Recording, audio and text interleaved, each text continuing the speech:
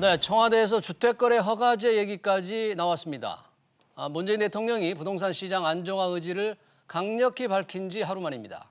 과연 청와대가 초법적인 비판을 뒤로하고 실현시킬 수 있을지 귀추가 주목됩니다. 오늘 집중진단에서는 주택거래 허가제를 포함한 부동산 대책과 함께 앞으로의 부동산 시장을 전망해 보겠습니다. 이 자리에 최은영 한국도시연구소장님 그리고 서진영 경인여대 경영학과 교수님 자리하셨습니다. 어서 오십시오.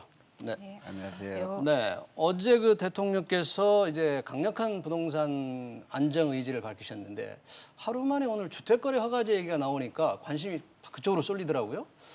소장님 어떠세요? 주택거래 허가제가 과연 실행 가능한 대책인지 모르겠어요. 어떻게 보십니까? 예, 뭐 하겠다라고 네. 얘기를 했다기보다는 네, 사실은 주택거래 허가제가 필요하다고 하는 정도의 주장까지도 정부가 고려해야 된다라는 네. 그런 메시지였고요. 네, 네. 그다음에 지금 현재 정부에서 공식적으로는 도입을 검토하고 있지 않다고 하고 그렇게 이제 공식적으로 얘기했고 그런 네. 것으로 알고 있습니다. 저도. 네, 뭐 그렇긴 한데 이제 강기정 정무수석의 입에서 그런 얘기가 나온다. 지금 화면에 나오는데 주택거래 허가제까지 도입해야 하는 주장에 대해서 정부가 귀를 기울여야 한다니까 좀 무겁게 받아들이는 것 같아요. 시장에서는 네. 워낙에 대통령 의지가 네. 강하시잖아요. 네, 네, 그러니까 정말 저런 대책까지 나오지 않을까 되는데 아직은 그러면 정부는 이런 대책을 실행하기 어렵다. 뭐 이렇게. 그러니까 정부가 네. 정확한 사인을 시장에 줘야 되는데 네. 사실은 이런 것들이 미적미적된 부분이 없지 않아 있거든요. 네. 2018년에는 그 보유세를 굉장히 그 완화한 네. 시장의 예상보다도 네네. 보유세가 강도가 약한 거를 7월에 내놓으면서 네. 조세 재정계획 특위의 거보다도 더 약한 것을 기획재정부가 내놓으면서 네. 사실은 정부가 머뭇거리는 모습을 보였고 네네. 그다음에 2019년에는 또 분양가 상한제를 실시한다고 했는데 그게 굉장히 또 핀셋 규제로 되면서 네. 정부가 정말 집값을 떨어뜨릴 의지가 있는 것이냐 네. 이런 그 정부가 약간 좀 머뭇머뭇하는 모습을 보였는데 네. 지금 이제 확실히 그렇지 않겠다라는 의지를 강력하게 표명하는 차원에서 네. 대통령께서 거듭 말씀하고 계시고 그다음에 이제 네. 그 강기정 수석도 그런 네. 맥락에서 이런 정도까지 할 수 있다라고 네, 네. 좀 엄포를 놓으신 거 아닌가 저는 네. 그렇게 보고 있습니다. 네. 서진영 교수님, 예, 뭐 요즘 예. 뭐 대한부동산학회도 지금 맡고 계시는데 네네. 이 학회에서 볼 때 또는 교수님들이 볼 때는 지금 주택거래 허가제 얘기가 우선 나왔으니까 잠깐 그걸 짚고 넘어갔으면 좋겠는데 예, 예. 경제적 현실적으로 이 제도의 어떤 문제점이랄까 네. 가능성이랄까는 어떻게 평가하세요? 주택거래 허가제 같은 네. 경우에는 우리가 이제 뭐 다른 제도를 보더라도 네. 뭐 토지 같은 경우에도 우리가 그 허가제도, 네. 그다음에 신고제도, 네, 네. 주택거래 같은 경우에도 일부 신고제도 네. 이런 것들을 도입해서 이미 시행을 하고 있습니다. 네. 근데 우리가 이제 주택거래 허가 신고제 같은 경우에도 보게 되면 우리가 이제 뭐 전체 주택을 허가제로 하겠다는 것이 아니라 네. 대상 지역이라든지 네. 가격이라든지 네, 네. 특정 지역을 만약에 한정해서 네. 어느 정도 제도를 시행하게 되면 정부가 어느 정도 의지만 있으면 그러한 그 주택거래 허가제도 시행할 수 있을 것으로 이렇게 아, 그래요? 예측을 할 수가 있겠습니다. 근데 얼마 전에 그 김현미 건설교통부 장관은 만약에 이런 얘기가 나오면 뭐 난리가 날 것이다 이렇게 얘기를 네네. 했는데 예. 서 교수님은 특정 지역에는 할 수도 있겠다. 예, 예. 네. 물론 이제 김현미 장관께서 네. 이제 뭐 난리가 날 것이다. 네, 네. 이런 그렇게 어떤 말씀하셨어요. 이제 뭐 네. 선명성적인 어떤 단어들을 썼는데 사실 뭐 주택거래 허가제를 시행하게 되면 네. 국민들의 어떤 저항들은 네. 나름대로 이렇게 있을 것으로 보여집니다. 네. 그런데 이제 그것을 이제 핀셋을 통해서 네. 우리가 뭐 15억 이상의 경우에 네. 그다음에 강남 3구의 경우에 네. 그다음에 뭐 아파트 가격이 급등하는 지역에 네. 뭐 이렇게 제도를 시행하게 되면 어느 정도 이제 여론을 무마시키면서 할 수 있지 않을까 이렇게 저는 예측을 법적인 하고 있습니다. 문제가 없겠습니까? 서 교수님 그렇게 허가제를 그렇게 할 게 사유재산에 대해서 그렇게 허가제를 받겠다 한다 그러면? 이제 그 우리가 이제 그 주택거래 허가에 네. 대해서 나름대로 이제 업계에서나 이제 시민들이 위헌성들을 많이 제기하고 네. 있지 않습니까? 그죠? 네, 네. 그 위헌성이라는 것은 뭐냐 게 되면 사유재산권을 존중하느냐. 네, 네. 아니면 토지의 부동산의 어떤 공공성을 강조하느냐. 네, 네. 그게 이제 경계선이 어느 쪽에 있느냐에 따라서 네. 위헌성이 있느냐 없느냐로 따지는 거거든요. 그죠? 네, 네. 그래서 이제 모든 주택의 어떤 그 거래들을 허가해서 네. 정부에서 규제를 하고 제한을 한다면 네. 이제 헌법에 위헌성이 있다. 네. 라고 이제 얘기를 할 수는 있겠지만 네, 네. 우리가 이제 일부 지역이나 조금 전에 얘기한 네. 일부 가격대에 제한을 하는 것은 위헌성에서 조금 비켜갈 수 있지 않을까 이렇게 예측을 할 수가 있겠습니다. 좀 오늘 갑자기 이제 주택거래 허가제가 나와서 이 대책을 얘기했는데 최은영 소장님은 우리가 이제 대책을 좀 더 얘기하기 전에 사실 지난해 12월 16일 날 강력한 대책이 나왔잖아요. 이제 딱 한 달이에요. 이 한 달의 평가, 그때 12월 16일 대책의 평가, 시장의 평가를 어떻게 지금 보고 계십니까?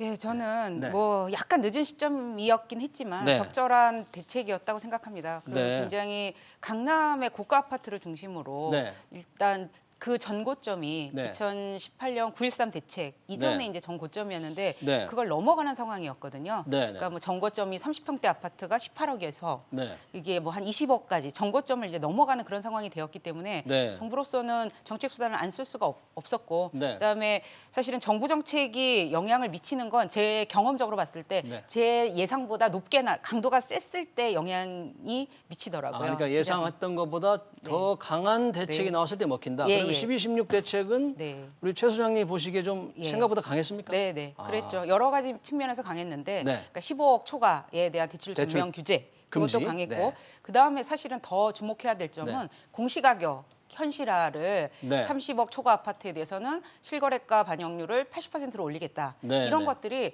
보기보다 굉장히 강한 규제 이것이거든요. 공시가격 현실화의 영향은 시간이 가면서 더 나타난 것 아닙니까? 네, 그렇죠. 네. 네, 그것이 보유세 부담으로 그러니까 좀 상당히 높은 정도로 네. 예, 올라갈 것이라고 예상이 됩니다. 거기에 그 공시가격 변화와 관련해서 그 대책이 굉장히 좀 보도 자료가 길고 뒷부분을 좀 많은 분들이 안 보신 것 같은데. 네, 어떤 부분입니까? 네, 그 공시가격과 관련해서 네. 지금 네.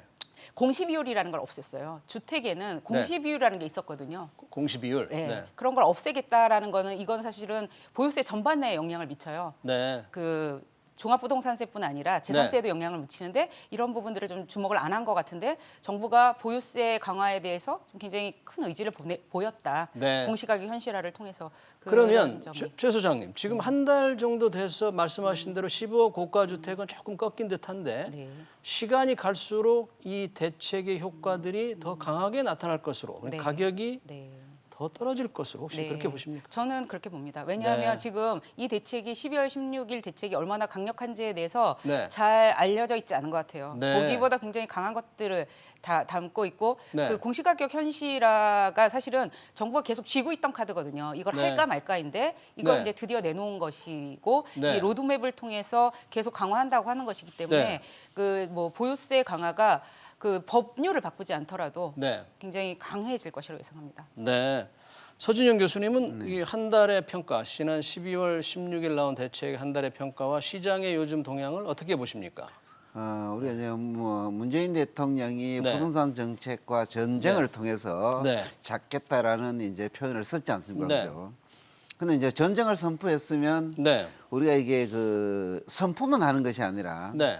전술과 어떤 그 전략들이 필요하게 되는데 네.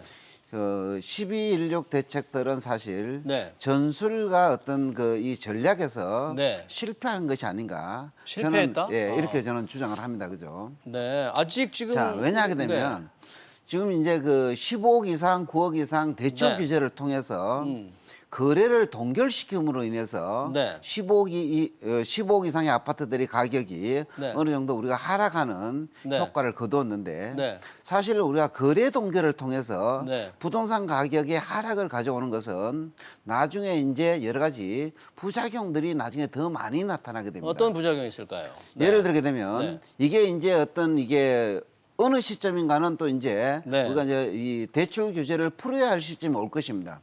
누군가는 이제 우리가 이제 부동산의 경우에는 타인의 자본을 이용을 해서 네. 활용을 하는 것이 일반적인 현상들이고 네. 모든 실수요자들이 그 15억 이상의 아파트를 소유하고자 할 때는 네. 결국은 가진 자들만이 살 수가 있고 네, 네. 15억 이하를 갖고 있지 않은 일반 실수요자들은 15억 이상의 아파트를 살 수가 없기 때문에 네. 여기에 대한 어떤 위헌 소송도 나중에 이제 소비자들이 제기되지 않을까 이렇게 보여지기 때문에 위헌 소송이라는 것은 대출을 못 받는 데 따른 반발에 따른 위헌 소송 말씀하시는 거겠죠? 대출 못 규제 빌리는 거, 정책 대출 자체가 금지에 대해서. 예, 자기 사유재산권을 담보로 네. 우리가 부동산을 통해서 대출을 받는 것을 전면적으로 금지하는 것 자체가 자유시장 경제를 어떤 역행하는 것이 아닌가 네. 이렇게 보여지기 때문에 충분히 앞으로 이제 그런 판단들이 헌법재판소에서도 누가 위헌을 제기하게 되면 나올 가능성이 있다. 저는 이렇게 보기 때문에 그런 부작용들이 이제 나중에 이제 풀리게 되면 15억 이상의 아파트들이 가격 급등을 가져오게 되고 그다음에 9억 이상과 15억 이상의 아파트들을 가격 규제를 하다 보니까 네. 결국은 9억 이하의 아파트 주위 아파트들이 네, 네. 우리가 이제 매수자들이 몰림으로 인해서 네, 어느 네. 정도 가격이 오르는 네, 효과들이 발생하게 되고 네네. 그다음에 풍선 이제 효과라고 어제 대통령께서 예, 이제 그렇죠. 말씀하셨어요. 그다음에 네. 이제 뭐 분양가 상한제를 네. 예전에 이제 핀셋을 통해서 네. 규제를 하겠다라고 이제 했다가 뭐 2달 만에 그 핀셋을 서울 전 지역에 네. 뿌리다 보니까 결국 이제 수도권으로 그게 네. 또 수요가 이전하게 되는 네. 이러한 어떤 풍선 효과들이 나타나게 되니까 현 우리가 12.16 대책들이 사실 부작용들이 더 많지 않을까 이렇게 보여진다는 겁니다. 네, 최 소장님은 그 지금 대책의 효과가 앞으로 갈수록 좀 나타날 것으로 보는데, 네. 뭐 부작용이 지금 많다고 하는 우리 서 교수님의 평가에 대해서 어떻게?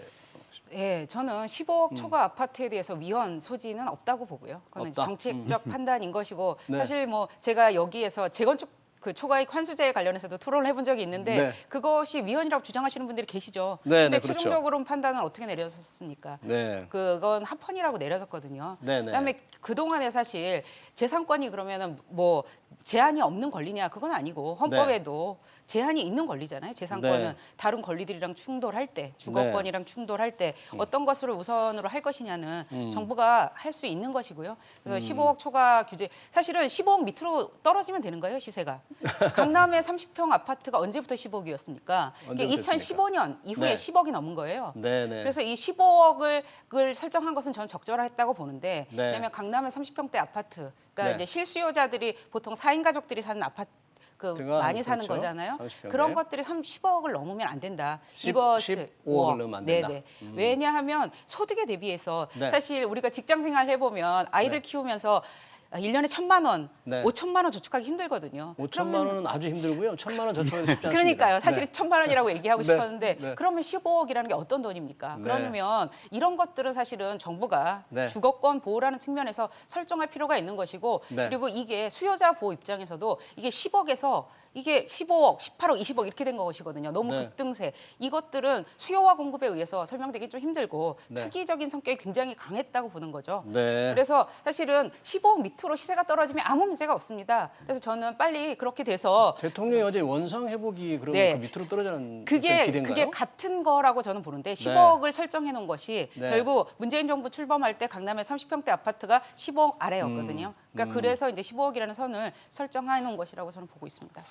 자, 서진영 교수님은 지금 최 소장님께서 15억 이하로 떨어뜨리는 게 좋겠다 그러는데 국가의 자산값이 전반적으로는 계속 떨어지는 건 좋지는 않아요. 특정 지역에 오른 게 원상복귀되는 건 뭐 어떨지 모르겠는데 예, 예. 국가의 자산, 뭐 땅이든지 부동산이든지 뭐 주식이든지가 점진적으로 이게 안정적인 모습을 보여야 되는데 예. 그 논리에 대해서 최 소장님의 논리에 대해서 어떻게 보십니까? 우리가 이제 그 부동산의 경우에는 이제 공공재로 보고 네. 어느 정도 이제 가격을 통제할 네. 필요성은 있지만 네, 네, 부동산은 기본적으로 경제재입니다. 네, 그러니까 경제재의 가치는 네, 우리가 정책으로 규제하게 되면 네. 부작용이 나타나는 것이 우리가 경제학의 가장 기본적인 이론이고 네, 네, 예를 들어서 우리가 쌀값을 뭐 70년대, 60년대 수준으로 낮추겠다. 네, 라는 얘기와 어떻게 보게 되면 네. 같은 어불성설이라는 얘기죠. 네, 왜냐하게 되면 우리가 이제 뭐 북경 상해라든지 유역이라든지 뭐 네. 평당 1억씩 가는 아파트들 같은 경우에는 네. 그러면 이제 그게 뭐 이게 버블이냐 거품이냐 높으냐 네. 이런 이제 논란들이 많이 있지만 그럼 그 거품 논란이 많은데 그 네. 가격 대비해서 소득이나 이거 대비해서 가격이 정말 다른 나라보다 너무 높다. 이렇게 볼 수도 있는 거 아닐까요? 우리나라의 네. 집값이 사실 네. 경제 수준이나 이런 것들에 비해서 네. 다른 나라에 비해서 사실 거품이 많이 끼어 있지 않다라는 끼어 있지 않다? 예, 없지 않다? 연구 소장님 결과들 어떻게 보세요? 그렇게 진짜 보기는 매우 않다고 힘들다고 보십니다. 저 네. 연구 결과들도 많이 그렇습니까? 연구 결과도 많이 있어요 그런데 벌써. 예. 그것은 제가 볼 때는 국가 전체적으로 보느냐, 네. 특정 지역을 보느냐에 따라서 많은 논란이 있을 수 예, 같은데 그렇죠, 네, 네. 어제 서진영 서 교수님은 어떤 기준으로 이렇게 더 높지 않다? 우리가 이제 뭐 이 물가 상승률이라든가 우리가 이제 아파트를 공급할 때 이제 네. 이 물가 상승률, 네. 그다음에 이제 자재의 공급 비용, 네. 땅값들은 공시지가들은 뭐냐 하게 되면 정부에서 계속 기본적으로 올리는 거거든요. 네. 뭐냐 하게 되면 세금을 징수하기 위한 하나의 수단이기 때문에 네, 네. 그래서 그 토지 가격과 어떤 그 우리가 자재비라든가 공급 비용이라든가 이런 것들을 생각을 했을 때 나름대로 이제 그런 비용들은 네. 어느 정도 이제 합리적인 가격이 아닌가. 네. 왜? 근데 경제세라는 것은 기본적으로 우리가 100원을 투입을 해서 100원에 파는 것이 아니라 네. 100원에 만들었는데 누군가가 수요자가 많으면 가치가 올라가는 것이 네. 어떻게 보게 되면 시장 경제에서 자연스러운 현상이 아닌가 이렇게 저는 그렇게 보기엔 좀 힘들고요. 네, 그러니까 저 PIR이라는 게 있죠. 소득 대비 주택 가격인데 그러니까 소득에 그게- 비해서 주택 가격이 얼마나 높으냐. 그게 우리가 얼마입니까? 몇 배이냐, 몇 네. 배이냐인데요. 몇 네. 배이냐인데 그러면 우리가 이제 평균적으로 뭐 450만 원, 5천만 원으로 네. 계산을 잡으면 네. 그러면 이게 5억이면 10배잖아요. 네, 네. 근데 유엔 같은 국제사회에서 적절한 기준으로 보는 건 6배 정도예요. 6배? 네, 그러면 PIR 이? 한 3억 정도 네. 되는 거예요, 평균적으로. 근데 서울은 이거에 비해서 너무 높은 거죠, 지금 현재. 서울은 몇 그래서 배입니까? 서울은 지금 뭐 평균적으로 9억이라고 하면 몇 배일까요? 14배 정도 14배. 되는 것이기 때문에 네. 얘가 국제 기준으로 봤을 때 너무 네. 높은 거죠. 그러니까 그 10억이라고 하면 아까 우리가 5천만 원 모으기 너무 힘들다고 하는데 네, 1년에 그러면은 10억이라면 20년을 모아야 되는 거잖아요. 네, 네. 이 기준에 의해서 보면 서울의 지금 현재 집값은 일부 지역은 네. 너무 높고 그리고 이게 일부 지역이 높은 게 문제가 아니라 강남이 높아지면서 서울 전체적으로 뛰고 네. 서울만 뛴 게 아니라 수도권도 뛰고 그러면 대전, 광주, 뭐 부산 다 같이 뛰고 네. 이 현상이 문제여서 결국 집이 열심히 일해가지고 집을 마련할 수 있는 게 아니라 평생 네. 그 완전히 꿈이 돼버리는 거잖아요. 집을 네. 사는 게 이런 상황은 문제가 있다고 봅니다. 심각하게. 네. 지금 우리 최은영 소장님께서 소득 대비 가격이 몇 배냐. 네. 근데 그 기준을 이제 전국으로 하느냐, 서울로 하느냐, 또 강남 특정 지역으로 하느냐에 따라서 배수는 많은 차이가 있을 것 같은데 네, 네. 만약에 지금 정부가 가격을 잡으려고 하는 강남 특정 지역을 한정한다면 네. 뉴욕, 홍콩과 비교한다면 그래도 이게 굉장히 우리 배수가 높을까요, 강남이? 안 될 겁니다. 아, 예, 통계가 예. 혹시 있으십니까? 예, 아니 그 통계 자료는 제가 지금 갖고 있지 네. 않는데 제가 이제 뭐 우리가 이제 각국 이제 세계 여행을 이렇게 다니다 네. 보게 되면 상해의 집값이라든가 네. 북경의 집값이라든가 뉴욕의 집값을 보게 네. 되면 강남이 엄청 저렴해요. 근데 이제 뭐그 집값이 어디가 비싸냐? 뭐 싱가포르, 홍콩, 네. 서울 순이라고 얘기를 하는데 네. 사실 그걸 뭐 전체적으로 이제 이게 일률적으로 비교하는 것은 어떻게 네. 되면 이제 문제가 볼 수가 있고. 네, 통계는 이제 예, 정확한 예. 기준이 같아야 되니까. 예, 예, 네, 그렇죠. 네. 근데 이제 이 전쟁에서 승리하려면 이제 전략이라든가 전술이 필요하잖아요. 그죠? 네. 그래서 이제 우리가 정부에서는 지금 뭐 주택 공급이 충분하다라고 얘기를 하는데 네. 우리가 이제 전문가들이 지금 보게 되면 몇몇 분들은 어쨌든 공급이 이루어져야 된다고 주장을 하고 있잖아요. 근데 저 공급이 그러면은 지금 현재 서울에 네. 100가구가 집이 100채가 있는데 네. 그다음에 100가구가 있다. 그러면은 지금 현재 주택 공급이 충분하다고 정부에서 설명을 하잖아요. 정부에서는 주택 공급이 걱정할 정도는 아니고 계속 예, 예. 나올 것이다. 지금 예, 예. 화면에 나오는데 예, 예. 올해는 입주 물량이 서울의 경우에는요. 4만 1,000호. 네. 작년이 굉장히 많았네요. 4만 5,000호. 정부는 이제 우리가 이제 국토교통부에서 네. 그 주택 정책 그 방향들을 보게 되면 수도권에서 보통 우리가 1년에 한 30만 가구가 필요하다라는 계획들을 수립을 해요. 네.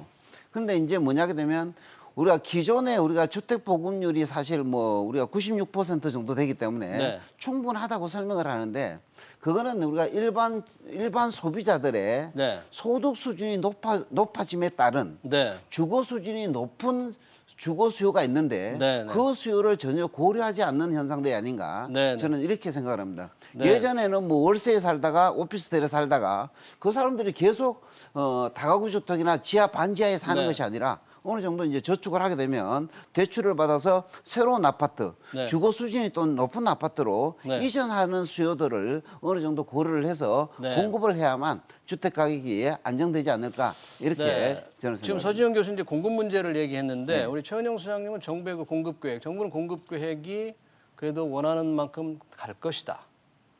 이런 이제 주장을 하거든요. 그런데 일부에서는 아까 우리 서 교수님처럼 공급 대책이 없다, 공급이 부족하다. 그래서 오를 수밖에 없다. 이렇게 지적을 하는데 어떻게 평가하십니까? 네, 사실은 주택을 공급하는 주체는 정부보다는 민간이죠. 그래서 그렇죠. 지금 4만 호씩 연간 계속 최근에도 매년 공급이 됐고 올해도 네. 공급이 되는 거잖아요. 네, 네. 그래서 마치 정부가 공급을 못하게 한다, 막고 있다 이렇게 얘기하는 건 좀 과도한 주장이고요. 그런 인식이 시장에 네. 좀 있는 것 같아요. 그렇게 주장들을 하시는 거죠. 아, 그렇게? 이거 재개발 재건축은 어차피 민간 사업입니다. 기본적으로는. 네. 그래서 민간에 의해서 민간의 계획에 의해서 상당히 오랜 계획 기간을 가지고 가는 것이거든요. 네. 10년. 네. 뭐 정부 정책이 변경과 상관없이 어떤 단지들은 자체적으로 판단해서 공급을 하는 거고 네. 뭐 지금 강남의 큰 단지들은 뭐 단지 하나에서 공급되는 물량이 10,000호거든요. 네. 얘를 언제 할지는 사실 정부가 정확하게 그 시점을 정할 수는 없어요. 네, 네. 근데 이제 정부가 뭐 공급 대책이 없다라고 얘기하는 거는 네. 지금 사실은 공급 대책이 없다라는 굉장히 많은 비판들 때문에 그렇죠. 신도시라는 네. 그 이전에 이명박 박근혜 정부에서도 없었던 공급 대책을 내놓은 상황인데 3기 계속, 신도시 대책이 그렇죠. 발표됐었죠? 네. 3기 신도시를 통해서 네. 그리고 서울 시내에도 4만 호 공급을 한다고 했고 네. 그다음에 그러면 서울의 재건축 재개발의 속도를 지금보다 더 높여야 하느냐 네. 그 문제와 관련해서 굉장히 이견들이 있을 거라고 생각합니다. 소 교수님은 좀 어떻게 평가하시죠? 공급 문제에서 재건축 재개발 속도를 높여야 하느냐? 어떻게 보십니까? 그리고 이제 그 공급이 이루어지지 않는다는 것은 정부에서 이제 규제를 하지 않고 네. 공급의 경우에는 민간 건설 회사들이 공급을 하기 때문에 민간 건설 회사의 몫이다라고 네. 이제 뭐 말씀을 하는 분들도 있지만 네. 우리가 기본적으로 이제 서울 같은 경우는 재개발 재건축을 통해서 공급될 수밖에 없습니다. 땅이 별로 없으니까. 그런데 이제 네. 재개발 재건축을 통해서 이제 공급을 하려고 하니까 네. 안전 진단 강화, 네. 초토세 부과, 네, 네. 그다음에 이제 뭐 민간 택지 분양가 상한제 네, 네. 이런 거를 하게 되면 재건축 단지의 어떤 수요자들이 네. 또는 우리가 건설 회사들이 재건축을 할 이유가 없습니다. 네. 그것을 정부에 세금을 내고 네. 그다음에 이제 뭐 일반적으로 임대주택을 많이 짓고 네. 이런 식으로 규제를 하게 되면 결국은 이제 공급을 하지 못하도록 제도들을 만들기 때문에 네. 공급 억제 정책이다라고 얘기를 하는 것이고요. 네. 그리고 이제 강남 상구나 마용산이 이제 오르잖아요. 네. 그럼 우리가 이제 전쟁을 할 때 정부도 이 전술이 필요하다고 얘기를 했잖아요. 그죠? 네. 예전에 우리가 이제 이 목동 같은 경우에는 강남 상구에 비해서 입지 여건이나 이런 것들이 별로 좋지 않아요. 네. 근데 이제 신도시를 만들음으로 인해서 수요를 창출해서 강남의 수요를 분산했거든요. 네. 그래서 우리 이제 서울 같은 경우에도 예를 네. 들어서 노원구에 강서구에 네. 뭐 이런 쪽에 우리가 이제 이 초고층 아파트를 지을 수 있도록 어느 정도 이제 허용할 시기가 되었지 않느냐. 네. 왜냐하게 되면 우리가 이제 지금 현재 건폐율과 용적률이 일정 부분 정해져 갖고 있는데 용적률을 획기적으로 높여야 된다? 예, 뭐 그런 그렇죠. 거예요? 네. 그 대신 건폐율을 용적률을 높여주는 만큼 네. 축소를 시켜서 네. 그거를 이제 공공용지로 기부 체납을 할 수 있도록 우리가 아파트 같은 경우에도 네. 100층, 200층을 지어서 스카이라인을 형성할 수 있도록 저는 이게 전체적인 어떤 정책의 변화가 선행되어야 된다고 보는 겁니다. 근데 왜냐하면 지금- 우리가 이제 그 뭐 네. 북경에 뭐 심천 가더라도 네. 100층짜리 빌딩들이 쫙 있잖아요, 그죠? 뭐 유역에도 그렇고. 서울 강남에 100층 이상의 아파트를 계속 지을 경우 교통대책 같은 게 문제가 될 그럼요. 텐데 도시의 최 부담이 소장님은 어떻게 평가하세요? 그렇죠. 도시라는 거는 뭐 네. 무작정 늘릴 수가 없는 거거든요. 네, 네. 그러면 전국의 인구를 다 서울이 빨아들일 겁니다. 네. 그렇게 100층, 200층으로 지어서 네. 그거는 안 될 말이고요. 그리고 그 서울에는 굉장히 다양한 계층들이 모여서 살고 네. 있습니다. 아파트에 사는 사람들도 있지만 네. 고시원에도 살고 단독주택에도 살고 그 네. 모든 분들이 서울 시민이거든요. 네, 근데 네. 그분들 삶이 서울에서 다 영이 돼야 되는 거지. 외국엔 그래서 네. 그 다양한 계층들이 모여 살 수 있도록 주택 가격을 규제하는 거는 뭐 다른 나라 다 마찬가지고 특히나 이제 서울 같은 대도시, 뉴욕도 네. 마찬가지고 파리, 베를린 이런 도시들의 다 특징은 세입자들이 많거든요. 주택 네. 가격이 높은 대도시들은 그러면 세입자에 대해서 세입자도 이 도시에 임대료가 비싼 도시에 살게 하기 위해서 임대료 규제를 하고 이런 정책들을 펴고 있는 거죠. 근데 재개발 재건축은 사실 어떤 거냐면 네. 그 저층 주거지를 싹 밀고 네. 저렴한 주거지를 싹 없애서 중산층 이상이 살 수 있는 초고가 아파트로 만드는 것이에요. 근데 네. 이것들을 계속 할 수 있느냐, 얼마나 우리가 부담할까에 대해서는 좀 그렇게 생각할 수만은 없다고 생각합니다. 네, 서 교수님은 어떻게 보십니까? 재개발 계속할 수 있느냐 초고층 문제. 아파트를 짓는다고 해서 네. 지금 기존처럼 네. 똑같은 용적률과 건폐율을 적용하는 것이 아니라 일반 우리가 건폐율을 최대한 줄이고 네. 용적률을 최대한 높여서 공지를 확보하게 되면 네. 쾌적한 주거 환경을 충분히 만들 수 있다고 보는 겁니다. 네. 예를 들어서 한강변에 뭐 38층으로 두 동 짓는 것이 아니라 네. 예를 들어 70층 아파트로 한 동만 지으면 충분히 우리가 이 조망권이라든지 네. 주거 환경이라든지 도시 기능들을 충분히 확보할 수 있을 것으로. 네, 우리가 저는 지금 이렇게 이제 예측합니다. 곧 인구가 감소할 것이라고 예상이 되거든요. 네, 올해 벌써 그렇습니다. 이게 1970년에 태어난 네. 아이들이 100만 명이었는데요. 네, 네. 100만 명이 넘었는데 올해 아마 30만 명 밑으로 떨어질 것으로 예상이 네. 되고 있습니다. 인구 가구에 큰 변화가 예상이 되는데 네. 여기에 무조건 집을 지으면 일본에서 나타나는 현상, 800만 호가 넘는 빈집 이런 것들에 관해서도 정부는 좀 장기간의 호흡을 두고 생각을 해야 되기 때문에 네. 무조건 지금 당장의 수요에 따라서 그 집을 뭐 100층, 200층 이렇게 짓기는 힘들다고 봅니다. 사실 우리가 지금 부동산 안정 대책을 얘기하고 있는데 예, 예. 서울, 강남 이외의 지방 전체는 이게 무슨 소린가 할 거예요. 지금 네. 그 동네는 전부 집값이 떨어지고 있기 때문에 그런 부분도 참 걱정을 집값이 좀 많이 해보자. 떨어지진 않았고요. 지방이라고 그렇습니까? 예, 사실은 네. 지방도 사실은 많이 올랐습니다. 네, 네. 그래서 최근에 이제 좀 우리가 약세가 되고 일본 있으니까. 같은데 보게 되면 이제 빈집들이 많이 있잖아요, 네. 그죠?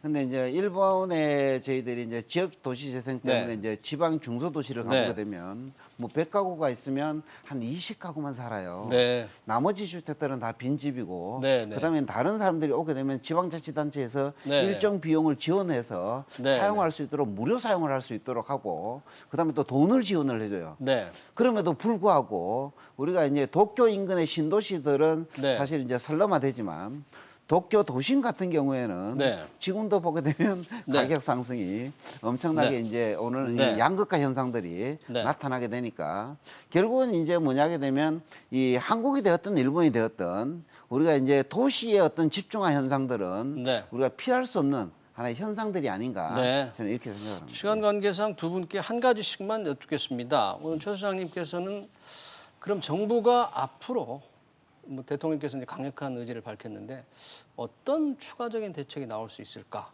만약에 부동산이 의도한 대로 안정되지 않는다면 혹시 뭐 그런 예상을 해볼 수 있을까요? 어떤? 사실 정부가 쓸 수 있는 카드는 저는 너무 많다고 생각하는데요. 아, 그래요? 왜냐하면 네. 이명박 박근혜 정부 동안에 이 네. 투기에 관한 억제 정책들이 거의 다 없어졌거든요. 네. 그 지금 분양가 상한제만 해도 네. 현재보다 굉장히 강화할 수가 있죠. 지금은 분양가 상한제. 네 분양가 상한제는 원래 지역도 전국적으로 확대하고? 전국적으로 의무 실시하는 것이 네. 그 전형적인 모습이었지 이렇게 일부 지역만 하지 않았거든요. 네, 네. 주택법 개정을 통해서 분양가 상한제를 전면적으로 실시하고 네. 그다음에 지금 재건축 연한도 네. 어느 날 갑자기 2015년 1월에 그건 시행령이에요. 법률도 아니고. 네. 도시및 주거환경 정비법 시행령을 개정해서 40년을 30년 이하로 낮췄거든요. 이런 그렇죠. 것도 그 다시 재건축 늘리고. 연한도 다시 늘릴 수 있고요. 네. 그다음에 사실 그 이제 전세 가격이 흔들흔들하면 네. 저는 당연히 해야 한다고 보는데 네. 세입자의 주거 안정을 위해서 전월세 상한제, 계약갱신 청구권 또 도입할 수 있을 것이고 그다음에 공시가격의 현실화율을 빠르게 높여서 네. 보유세도 빠르게 강화하고 정부가 쓸 수 있는 것들은 굉장히 많습니다. 아, 자, 서진영 교수님 지금 최 소장님께서 얘기한 여러 가지 가능한 추가 대책에 대해서 실현 가능성 및 합리성, 타당성 어떻게 보세요? 예, 우리 전 의원님께서 얘기를 한 네. 이제 정책들이 어느 정도 네. 기존 정부에서는 시행될 가능성이 충분히 있는 것으로 예측을 할 수가 있겠고 네. 추가 대책들은 뭐냐게 되면 이러한 기존 대책들의 확대 네. 또는 우리가 네. 이제 그 좀 강화하는 쪽으로 네. 가지 않을까 네. 이렇게 보여집니다. 네. 예. 잘 알겠습니다. 자, 부동산 문제가 워낙 심각해서 오늘 서진영 교수님하고 우리 최은영 교수님, 소장님 잘 들었습니다. 네. 고맙습니다. 네.